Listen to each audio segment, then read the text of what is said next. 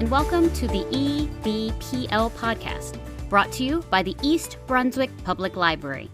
We are known as our community's living room, so in this podcast, you will enjoy original, exclusive content, as well as encore presentations from events you have missed. This event was presented as part of our Just for the Health of It initiative.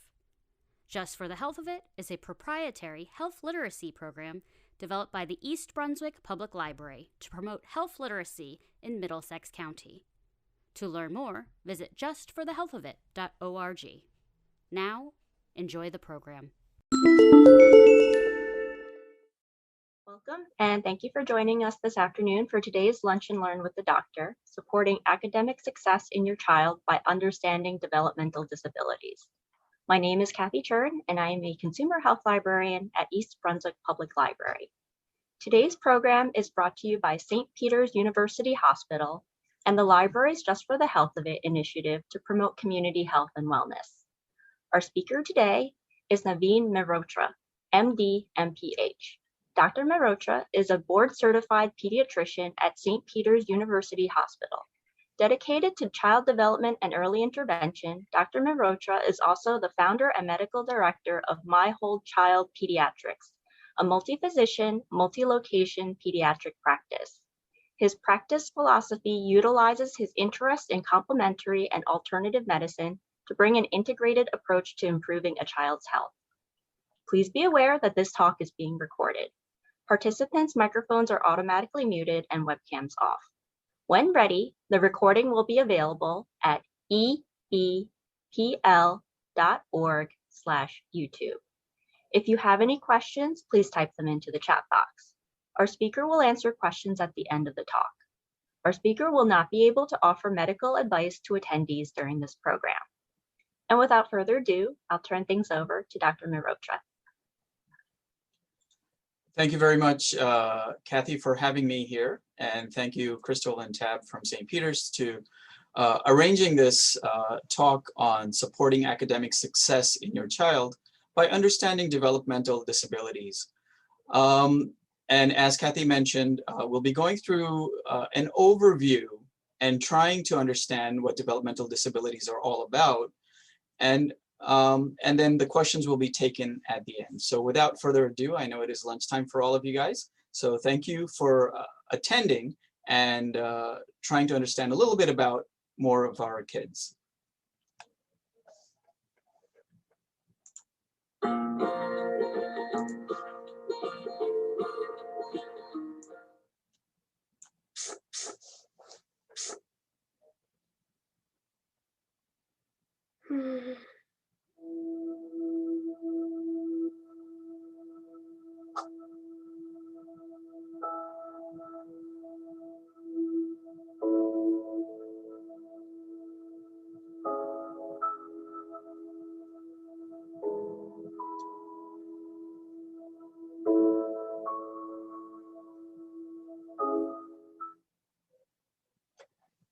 So as you saw in this little cartoon video, right, a child who may not be functioning well or who may not be succeeding well academically may have all of these thoughts, and especially with other kids that are around him or her, they start to feel that they may be stupid, they may be dumb, they're just not able to go ahead and succeed.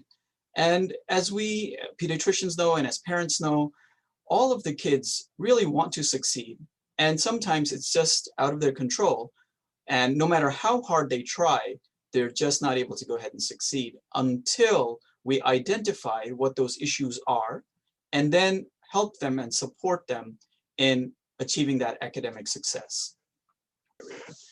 So as we saw in here, right, we might have been faced with this in our own childhood. We might have kids that we are aware of, really not paying attention. These kids are just not sitting still. They're struggling with their reading, math, or writing. They're getting anxious or stressed. They're starting to lose track of things. They have frequent meltdowns. They get frustrated and angry very, very quickly. And, we think as parents that the kid just doesn't want to go ahead and study. The kid wants to go out and play, but the kid is getting frustrated and angry because they're not able to achieve what they internally would like to achieve. So when we look at this, is the child really being lazy, or is there another problem? And that's where understanding and patience as a parent and supporting our kids becomes key. And we really could be dealing with a learning disability rather than the child just not wanting to go ahead and study. So at each age group, there are some red flags that we need to look at. All right. So when you go into the pediatrician's office and you're getting your well checks, these are some of the things that you may need to bring up, or the pediatrician would be asking you. So is the child really having problems pronouncing words? Are they having a hard time finding the right words? Are they learning the alphabets, the numbers, the colors, the shapes? Are they having difficulty following directions or learning the routines? Are they having difficulty controlling their pencils or their crayons or coloring within the lines? Are they having trouble telling time and remembering sequences? Are they slow to learn new skills? So as the kid gets a little bit older and goes into grade school, are they still having that issue about connecting letters and sounds? Are they confusing basic words? Are they making consistent reading and spelling errors? Are they confusing arithmetic signs? Are they slow to remember facts? Are they slow to learn new skills?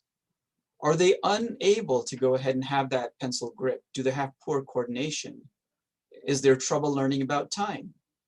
So these look like a lot of different red flags, but we have to take it in perspective.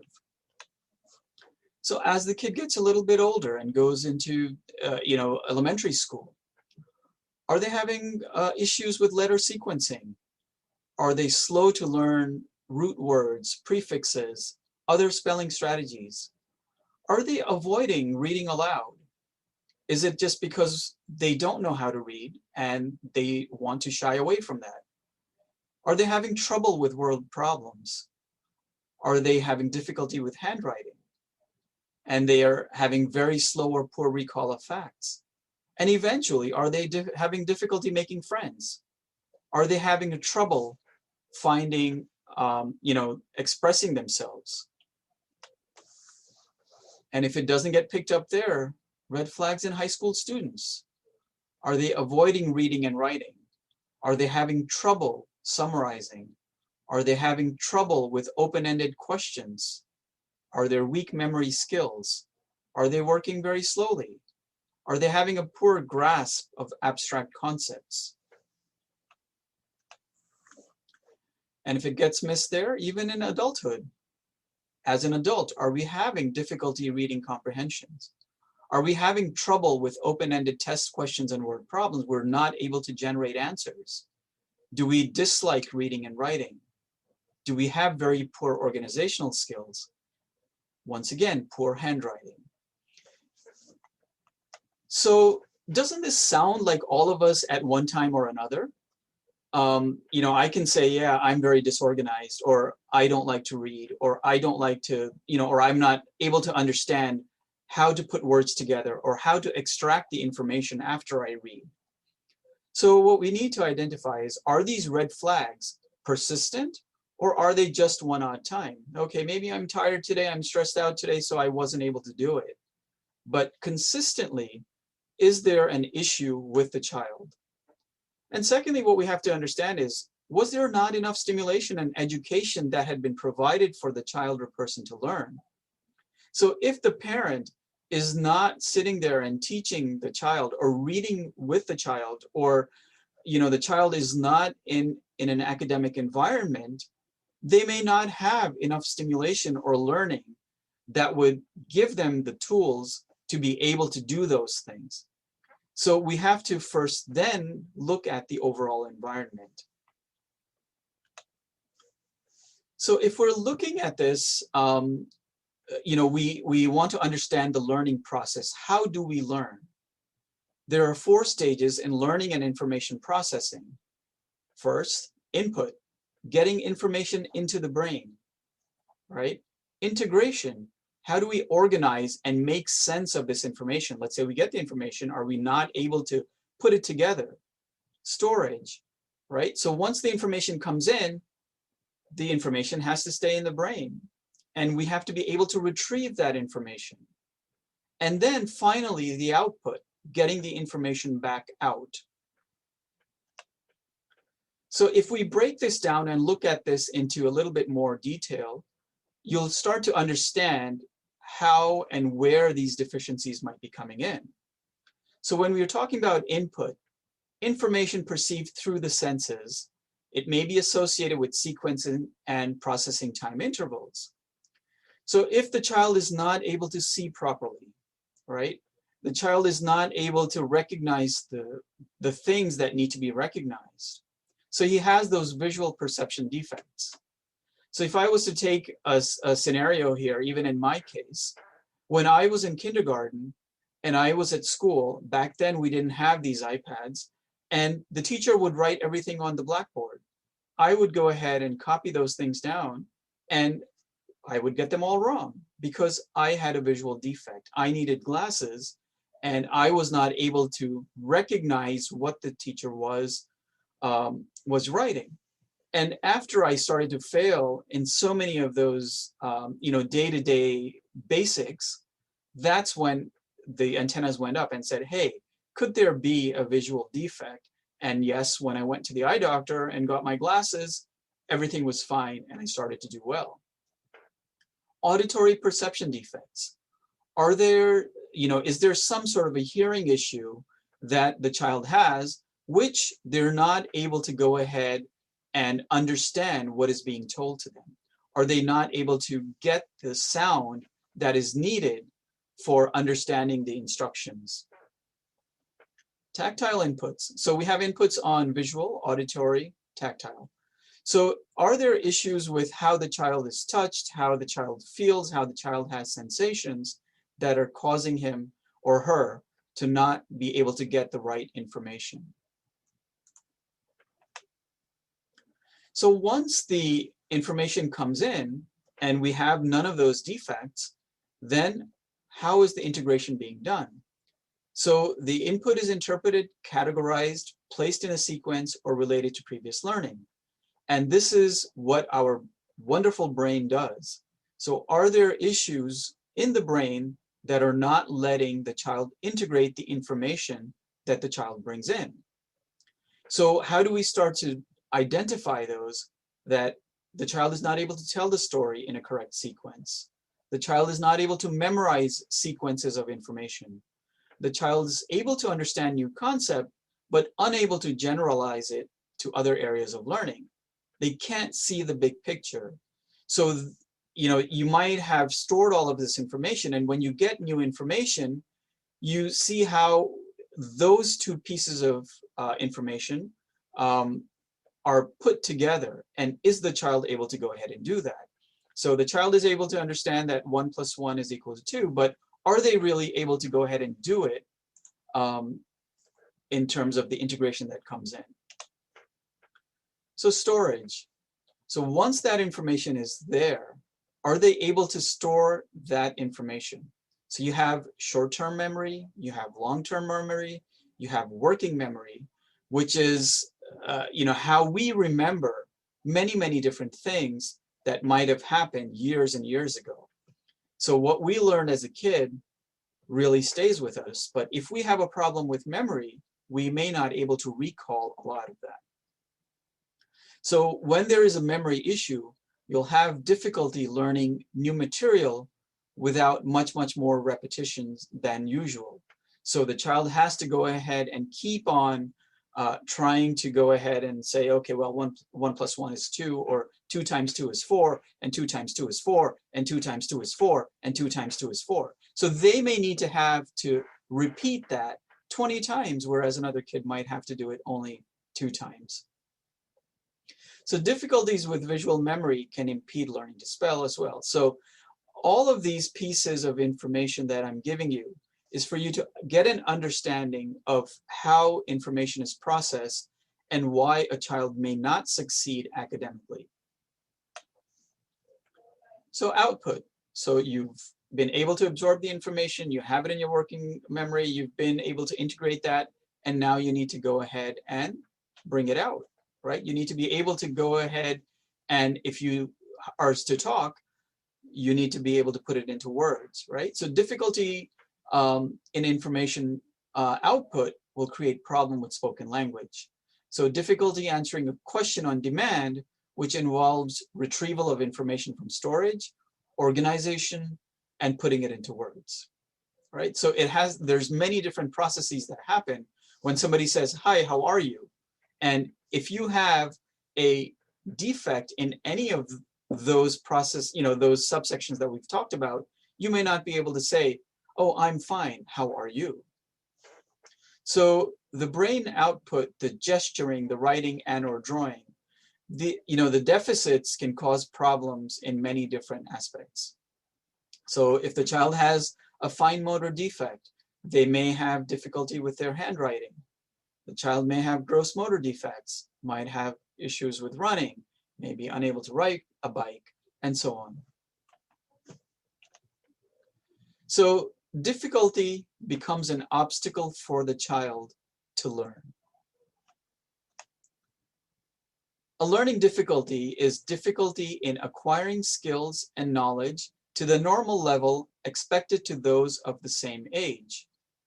It's usually due to external factors and affects or substantially affects a person's ability to learn and get along with others. So right now we're talking about learning difficulties as opposed to a disability, which we'll get into a little bit later in this conversation.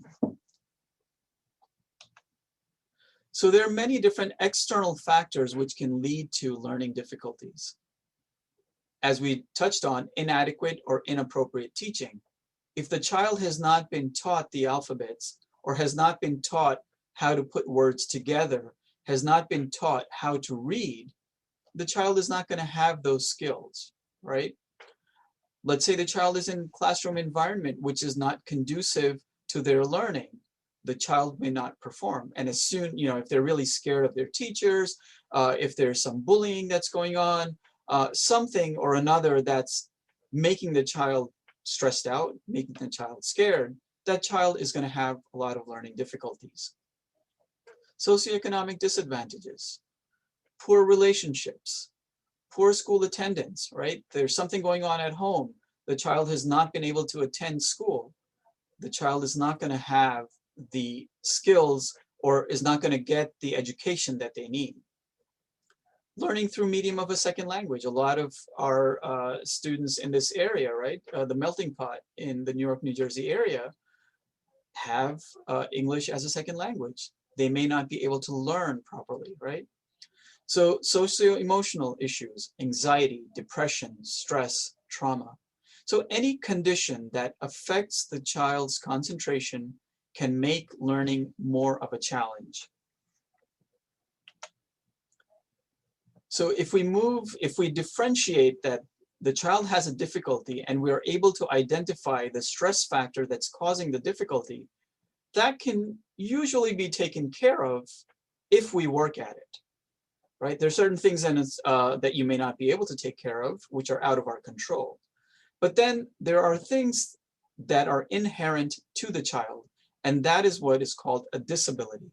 So something that incapacitates and may need specialized or extra help to manage and bring the child up to speed where they need to be. So learning disabilities were identified, and the exact definition was laid out, where a disorder in one or more of the basic psychological processes involved in understanding or in using language, spoken or written, that may manifest itself in the imperfect ability to listen, think, speak, read, write, spell, or do mathematical calculations, including conditions such as perceptual disabilities, brain injury, minimal brain dysfunction, dyslexia, and developmental aphasia. Oh my God, lots of words. You don't need to understand or need to go ahead and memorize this. So there's multiple aspects to a learning disability which need to be identified so that the treatment can be done for the child. So we talked about learning difficulties, which are external factors that hopefully we can take care of. And then you have learning disabilities, and specific learning disabilities are what we're going to get into next. So factors that are leading to learning disabilities, it could run in the family, right? So, the father spoke late, so now the child is not, is speaking late. A lot of times we'll go ahead and write that off as such a hereditary thing that runs in the family, right? There might have been something that happened right at the time of birth. There might have been prematurity, some other medical factor that did not allow the child to develop. Medical concerns, medical conditions, thyroid disorders, lead intoxications, visual problems. Then there's developmental disabilities. And then you have emotional behavioral challenges, ADHD, anxiety, depression, mental retardation, social communication disorders. So multiple medical reasoning that can cause learning disabilities. So learning difficulties can be handled by modifications. Learning disability is a significant lifelong condition that starts before adulthood and continues to affect the way one deals with information. So learning disabilities cannot be attributed primarily to mental retardation, cultural difference, or environmental or economic disadvantage. And people with learning disability really may not have any issue with intelligence. They're not dumb or lazy. It's just that their brain is wired differently. So one of the common ones that you might have seen or heard about is something called dyslexia. So the child is not able to read or not able to identify because of a learning disability called dyslexia. So you might be able to see this word as teapot, but if you look at all of these other ways that the child might be able to see what you're seeing as teapot, it's not going to make any sense, right? So there are multiple ways here, 1, 2, 3, 4, 5, 6, 7 things that he is seeing which do not equal to teapots. So if the child is not able to recognize the word, how are they going to go ahead and do something that's meaningful by what we expect them to do? So reading disorder is the most common learning disability, accounting for 70 to 80% of learning disabilities. Developmental dyslexia is often used as a synonym. So the child is not able to decode the word properly. The child is not able to recognize the word properly. The child is not able to comprehend what they are reading. Dysgraphia. So if you look at this, right, how the child is writing, how the child is reading what they have written. I don't know how many of you on this talk can actually go ahead and understand what is written here. And this is an issue where if the child is not able to read what they have written, they're not going to be able to understand what is needed to be done. So writing skills that fall substantially below those expected based on the individual's chronological age and age-appropriate education. So deficits could include grammar punctuation errors, can be poor paragraph organization, spelling errors, really poor penmanship.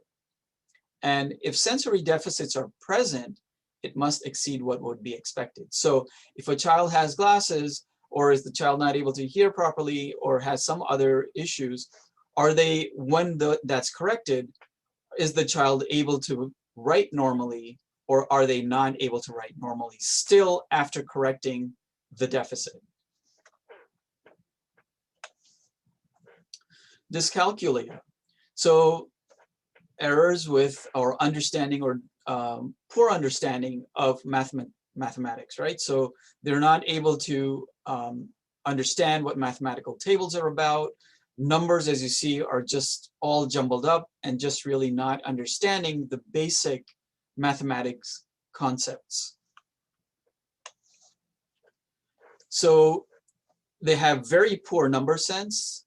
They have a deficit in understanding time, quantity, difficulty memorizing math facts, difficulty organizing numbers, and understanding how problems are organized. So those were some of the common learning disabilities, but then there are other medical disorders that can affect learning. ADHD, attention deficit hyperactivity disorder. The child is just so hyperactive, impulsive, inattentive, disorganized, having frequent emotional outbursts, frustrated over minor issues. If the child can't sit still, can't stay focused, can't follow directions and stay organized, they really can't complete their class or homework well. Another common disorder that that can impact learning is autism. So affects learning by interfering with communication, reading body language, learning basic skills, making friends and making eye contact. And I'm sure all of you are well aware, the prevalence is very high. About 1 in 68 children identified with ASD, autism spectrum disorder, in 2010. It varies widely by community. Most children were not even diagnosed until after age 4, and there is a gender difference, much more common in boys. So children with ASD not necessarily had any impact to their IQ, and there was a population difference in terms of ethnic background, where Black and Hispanic children were more likely than white to have been identified with intellectual disabilities as opposed to autism. So why is it important to identify, is there a learning difficulty? Is there a learning disability? Or, what's going on? Is the child just lazy, right? So what we know about the brain in the developing child is something called neuroplasticity. It's the brain's natural ability to change. So if we make the diagnosis of a specific learning disability and place the child in the right learning condition, the brain has the ability to reorganize itself by forming new neural connections and starts to rewire so that we can try to get the child as normal as possible and try to mainstream them into regular schools. And obviously, role of a pediatrician is to understand the child and to have a complete history, right? So birth history for risk factors, any past medical history, evaluating the development of the child. How's the child doing in school? What are the deficiencies in school? What is the social history like? Definitely doing a complete physical and neurological exam and making sure that developmental screening is done at those well visits that happen on a regular basis at your pediatrician's office. So if we identify that there is something that's possibly wrong, what do we do, right? So we've taken care of the learning difficulty aspect. We've tried to optimize the learning environment for the child, but still the child is not progressing the way we want them to. So at this point, we contemplate that there may be a learning disability. So we would have to go ahead and refer them for further assessment. This can be done through a neurodevelopmental pediatrician. It can be done through a pediatric neurologist. It can be done through a child psychiatrist. It can be done through a neuropsychologist. And many schools have a child study team that might be able to go ahead and evaluate the child as well. So any child that's less than 3 years of age would, from birth to 3 years of age, they would go into an early intervention assessment. And every area that you live in has an early intervention team that is funded through the state that would go ahead and assess the child. So if a parent feels that their child is delayed, if the pediatrician tells them that their child is delayed, the first thing that a parent needs to do is to call the early intervention number and tell them so that they can go ahead and do an assessment on that child. So any child that's between 3 and 5 years of age, the school district might help for development of an individualized family service program. And any child that's greater than 5 years of age, the school district will do the assessment and develop what's called an individualized educational program. So the diagnosis of the specific learning disability can be independent. You can go to any of those specialists that I talked about, or it can be done by the school if they have a full child study team. So you can have a child study team that will do different types of testing. They can do psychological testing, they'll do educational testing, they might do occupational therapy assessment, physical therapy assessment, speech assessment, audiology assessment, and definitely looking at social history.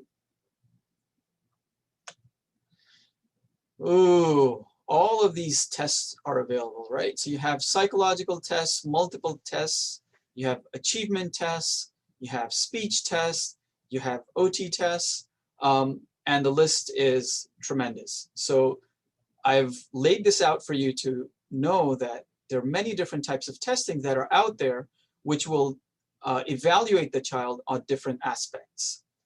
And once that is done, that's when all of this gets put in together to come up with a treatment plan. So, we talked about IQ, right? So IQ, many parents say, oh, my kid has got a great IQ. He's not stupid. He's not this, he's not that. I've laid out the normal range of IQs, but IQ doesn't necessarily mean, or if there's a deficit in IQ, doesn't necessarily mean there's a learning disability or vice versa.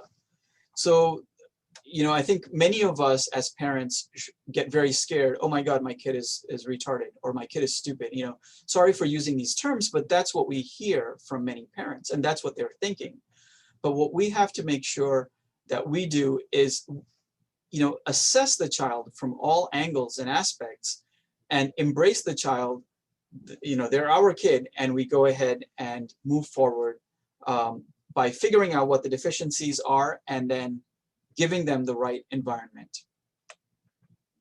So we diagnose and treat the medical neurological conditions, we evaluate the child's needs, and we decide on an educational and rehabilitation approach for that kid.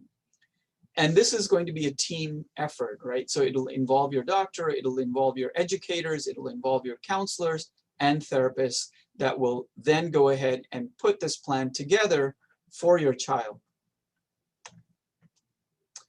So if we go back into history and we look at how, the whole field about disabilities education came about and what the progress has been, back in 1975 is really when we started to see some of the legal actions happening, and some of the major landmarks that happened at 1986, 1998, and in 2004. So in 1975, the Education for All Handicapped Children Act went ahead and ensured assessment and intervention for children 5 years of age and above. In 1986 is when they started to actually provide this assessment and intervention as a suggested for children under 5 years of age, and talking about the early intervention program.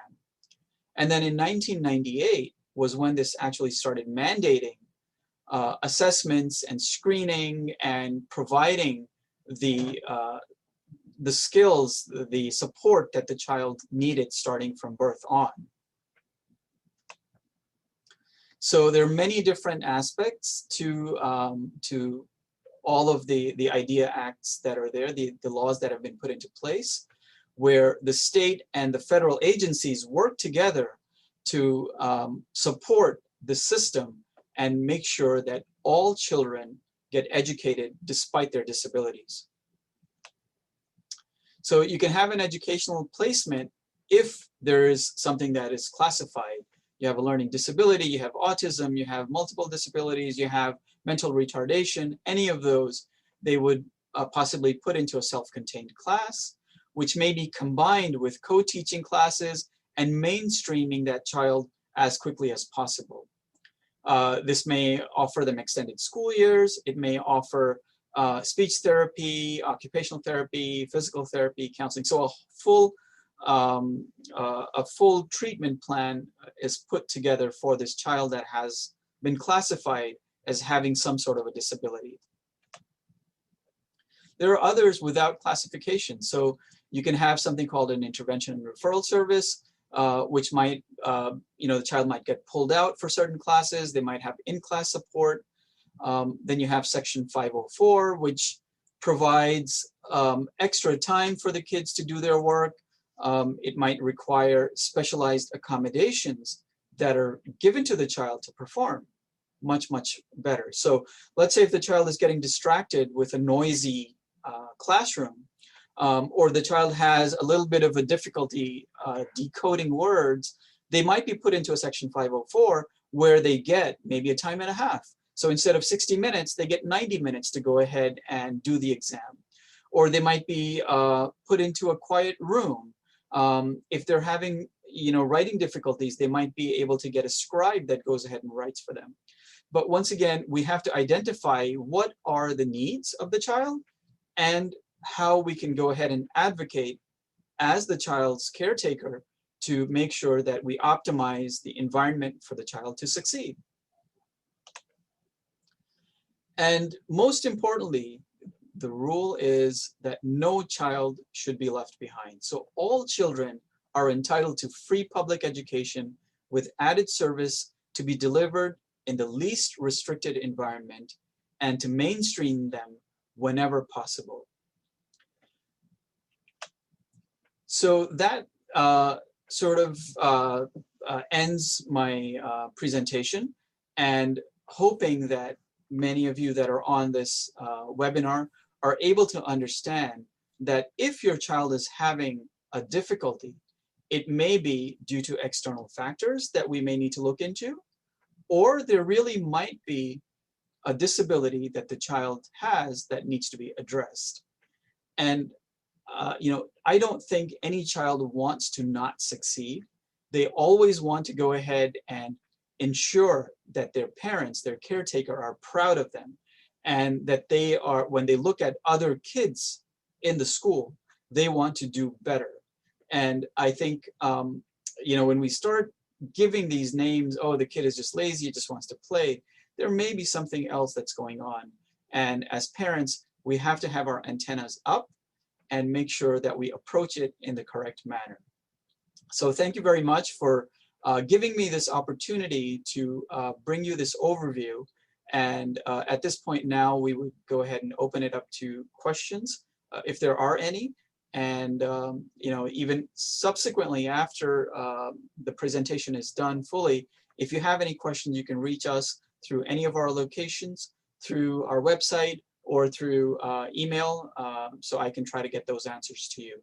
So thank you very much. And at this point, I think I'll turn it back over to Catherine. Kathy. Great. Thanks a lot, Dr. Mehrotra. So if anyone has any questions, please type them into the chat box. And as a reminder, the doctor can't provide medical advice to attendees during this program. And then I did receive a question: how does tech and remote learning affected learning and development during COVID compared to in-class learning? Right. So this has been a challenge for a lot of the kids, because when they were doing remote learning, they were not able to get that strict environment where they were focused on an educator that was giving them the education. So what we saw was kids were sitting on the screen, but actually goofing off with learning, going on different other websites, the parents were busy doing their work, and a lot of the kids did falter because of that and didn't perform well. So that's one aspect of it just during COVID. And I think now that a lot of the kids are back in school, their learning is more effective. But on the flip side, there were many kids that did exceptionally well learning remotely, and they liked the home environment, which was safe for them. So it's a hit or miss for all of the kids. And what we do know in terms of technology, this is the second part of the question, I think, is that technology does limit the social interaction. So when kids are on screen time, they don't learn as much about social and emotional development in terms of how to communicate with other peers, how to respond appropriately. So we want to go ahead and minimize screen time and increase human interaction so that kids will learn a lot more and um, and not be deficient on their social development. This person has a 4-year-old that is not in a school setting yet, but she has problems with instructions. So is there any advice on how to help? Sure. So we have to, as we went through the information processing, right?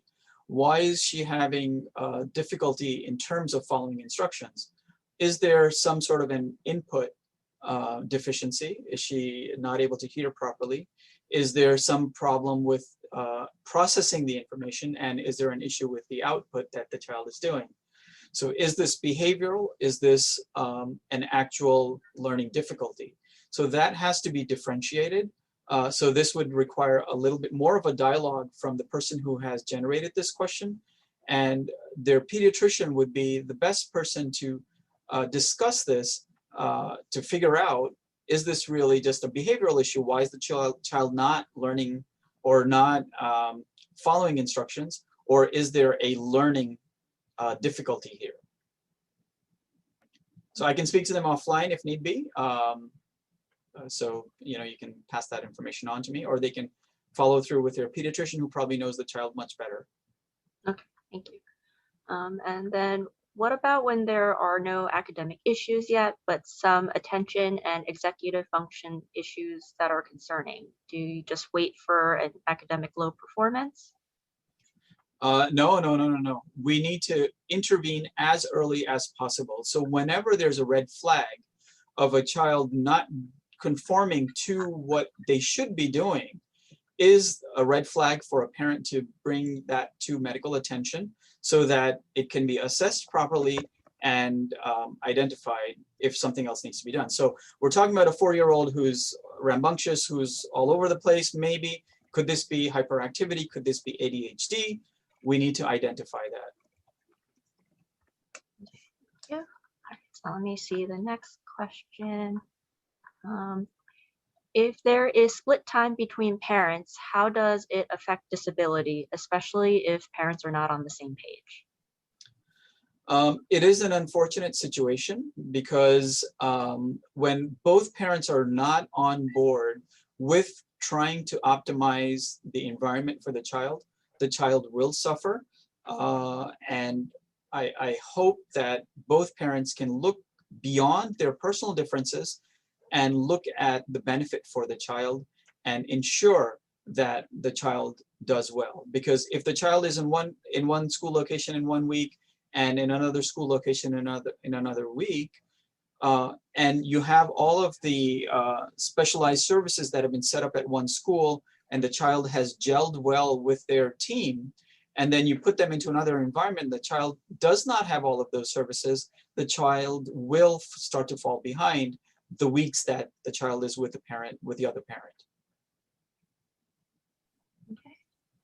And then another question, this person works at a pre-K and they have some children who have a referral for some kinds of these tests, and just want to know if the hospital offers these services. So the neurodevelopmentalist that's there would be administering some of those tests. But unfortunately, as I said, the demand right now, unfortunately in society, is so great that the waiting time might be much, much more. So, trying to reach out to multiple different providers who can do those testing and getting your child in as quickly as possible is the way to go. Okay. Are there specific self-contained classes for ASD children, or do they get mixed at a preschool level? It'll vary case to case. So this is where you would need to speak to the child study team. You would need to be a strong advocate for your child when that IEP meeting happens. so that you can ensure that whatever the child needs is being offered through the school. And I think that whole process of creating the IEP, of being a special needs parent and ensuring that you're advocating for the needs of the child, because nobody knows the child better than a parent. And that has to be taken into account because you're with the child 24/7, right? The child goes into the school environment, the child may go in for an assessment for a short period of time, and that may not be the total amount of time that's needed to really understand the child. So it'll vary case to case, but if you think that certain things are needed, please speak up with the school that your child is at and advocate, and definitely speak to your provider. Another question, what causes lack of learning in low income or below, and how can this change? The child brain has the ability to create new connections when in the right learning environment. This is important for creating future leaders in all aspects of populations. Thank you so much for bringing this issue up.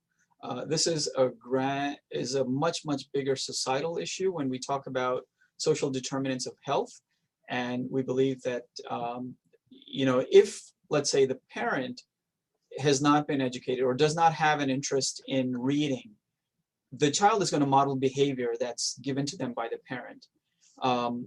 So we talk about this on all aspects in terms of eating, in terms of reading, in terms of education, in terms of how they have their educational goals. All of that is mimicked, is modeled by the parent. So the parent, does not matter in what socioeconomic status they're in, if they read to their child, if they teach their child whatever basic understanding they have about education, about reading, the child will gravitate towards that in the early years and develop that interest that needs to be had in the long term. And then, is it possible for a child to sustain brain damage from falling down the stairs as a toddler? At the time, there were no visible injuries. Yes, it's possible, but typically, once again, it depends on the age of the child and how big the fall was, and if their skull has totally closed or not. So multiple things have to be looked at, and how the child progressed after the fall and who was observing the child for that time frame. So I think that would have to be looked into on a case-to-case basis. Not that common where a child would have sustained an injury from a fall, which would then manifest years later. It can happen, and I don't know the numbers of what percentage, but definitely I think whenever a child has a fall, you need to speak to your medical provider to figure out if there could be something much more dangerous. And another question, how will critical race theory impact the development and learning for children in the future? I'm not well versed in this, but I think from what I understand, based on what I've been told right now, is this is more so on the social side, and I think in terms of learning, how an individual child learns is not necessarily going to be impacted by the critical race theory that's being taught to them. So what we're talking about is learning disability based on a developmental delay of some sort that a child has. So I don't think that would impact in here. Okay. So that is it for questions. So I want to say thank you again, Dr. Mehrotra, for taking all this time to present on this topic, for providing this great overview, and for answering all of our questions. And we have a upcoming talk with St. Peter's University Hospital in November on autoimmune diseases on Friday, November 5th at 12 p.m. noon. So for more information or to register, go to ebpl.org/calendar. So thank you everyone for joining us, and take care and stay safe. Thank you very much. Thank you. Have a great day. Bye-bye. Thank you for joining us for today's episode. You can enjoy our previous episodes by subscribing now using your favorite podcasting app.